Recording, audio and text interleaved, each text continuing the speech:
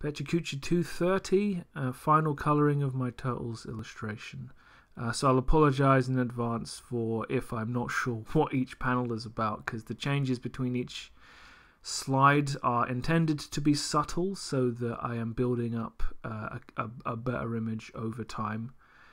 So this is the flats as they were last week. The turtles are done, the background is almost done. I just got to finish the incidental things, which would be the Predator poster, the Baywatch poster, and the stuff that Donatello is holding, and then the subtle and much faster colouring stuff commences. So the thing about the sewers is they're a character of themselves, and I could have doubled the time I spent on this art just doing the background. You know, I found some really good reference imagery for this. Colouring the bricks a different colour was a good idea. I did a little bit of it, but I didn't want to get heavily involved. You'll see it in the finished piece. The Predator poster I was going to do a lot more to, but I think just adding some under chin lighting, doing some flats, doing a little bit of airbrush shadow work was sufficient. It's not supposed to be a focal point of the image. It's literally in the background. Same with the Baywatch poster. I'm storytelling with these things. You know, I'm trying to place this kind of late 80s, early 90s, because who the fuck cares about Baywatch now? I mean, they might have done 2 reboots since then. I wouldn't fucking know. And then Donatello's carrying some stuff that might have some relevance or it might not. It's another example of me trying to tell a story. You know, there are a bunch of teenagers living in the sewers, and this is the stuff they've accumulated from stuff people have thrown away, maybe. Okay, so here we go with the beginning of the actual colouring. So the first thing I did was added nasty big black shadows. Scott Harris refers to it as global lighting. My idea is that, you know, the lights are above because, you know, sewers have shitty lights. So directly underneath Raphael's nose, where his teeth are, is going to be where the most shadow is. It looks awful. So I've turned it off, and now I'm adding shadows, form shadows. So, you know, I'm trying to make the nose recede, all of their noses, give their muscles curvature. Anything that's turning away from the light, I just want to slightly darken so that you can tell that it's darker. That was the skin. This is the form shadow for the bandanas. I don't think on this layer I've done Leonardo's swords yet. That will get done. So again, it's very subtle. I'm building this up and trying to just make everything come across as more 3D. On this layer, it looks like I've put the... Yeah, I don't know. This is what I mean. It's complicated. I think I've added more shadow, more global shadow.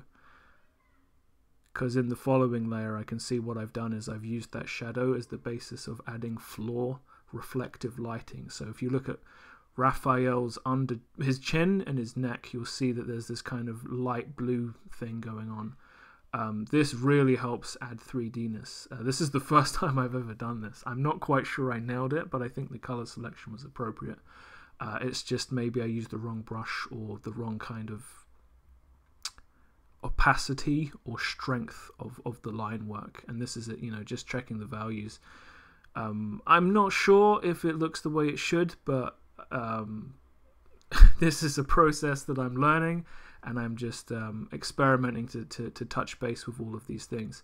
A great way to add additional 3-dimensionality to an image is to give it side light. I was going to go for something neon and very standout, but I was messing around with a lot of stuff, and I kind of felt like I was just overdoing it, and it felt kind of inappropriate, so I ultimately decided not to commit to a secondary obvious key light. So now I've added the highlights. They're very obvious on the turtles' noses, the top of their heads.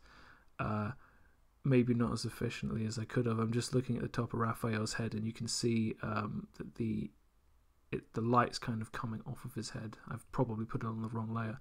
Now I've added cast shadows. So this is shadows created by things that are blocking light on the way to other things. Obviously, you can see that there's a massive shadow underneath Raphael's mouth.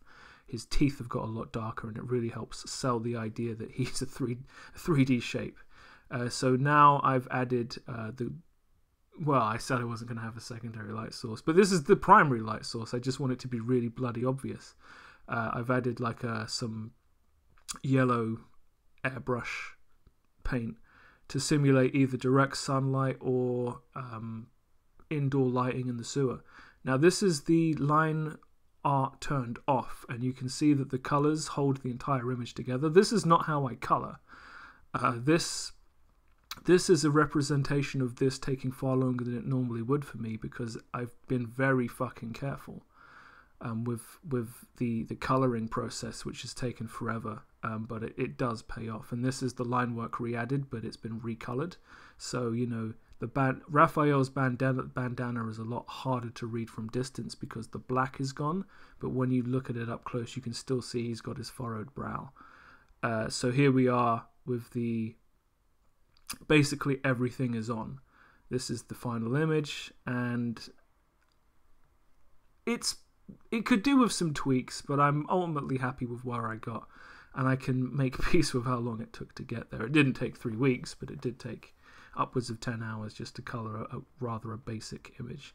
So here we are at the start with the flats, and then here we are with the many different variant approaches. So I've shaded the shapes to make them recede. I've added highlights. I've added cast shadows.